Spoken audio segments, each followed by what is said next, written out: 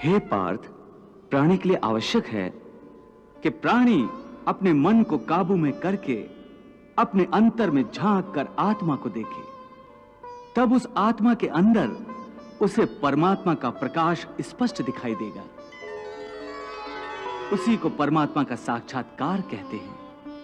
तुम तो कहते हो कि अपने अंतर में झांक कर आत्मा को और उस आत्मा में प्रकाशित परमात्मा को पहचानो, अर्थात आत्मा से अलग कोई और है जो आत्मा को पहचानेगा। ये किसको कह रहे हो कि आत्मा को पहचानो?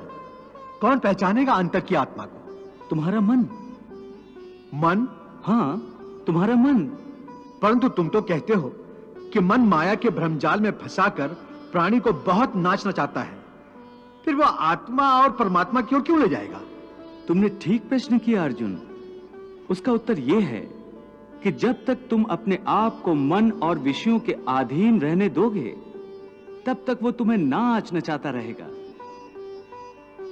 हे पार्थ, मनुष्य का शरीर एक रथ की भांति है।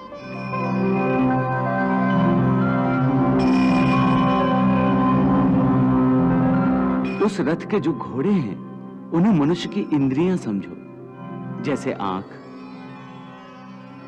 नाक,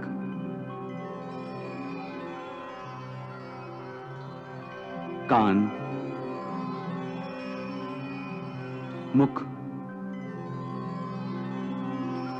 जीवा आदि।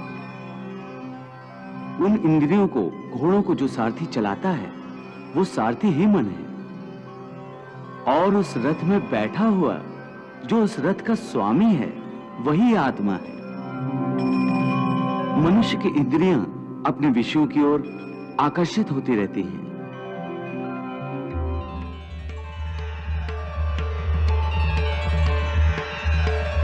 और उसका मन इंद्रियों को उनके विषयों की ओर ही दौड़ाता रहता है।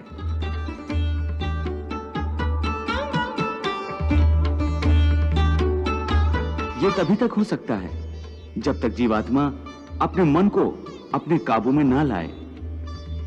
जब तक मन काबू में नहीं आएगा, वो इंद्रियों को उनके विषयों की ओर ही दौड़ाता रहेगा। विषय उनको बुलाते हैं, इंद्रियां उनकी तरफ भागती हैं, और मन जीवात्मा की परवाह किए बगैर रथ को उस ओर लिए जाता है।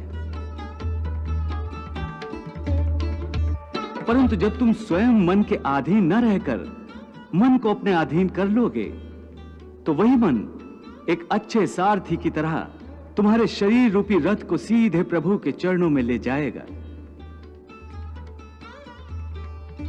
मन है शरीर के रथ का सारथी, रथ को चाहे जिधर ले जा।